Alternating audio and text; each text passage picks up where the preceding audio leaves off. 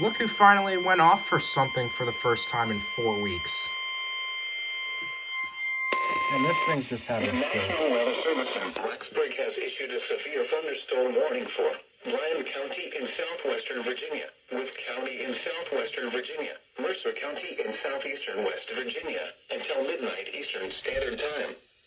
At 11:15 p.m. Eastern Standard Time, severe thunderstorms were located along a line extending from near Tazewell to Rural Retreat, moving east at 50 miles per hour.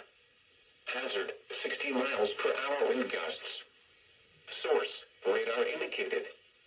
Impact, expects damage to roofs, siding, and trees.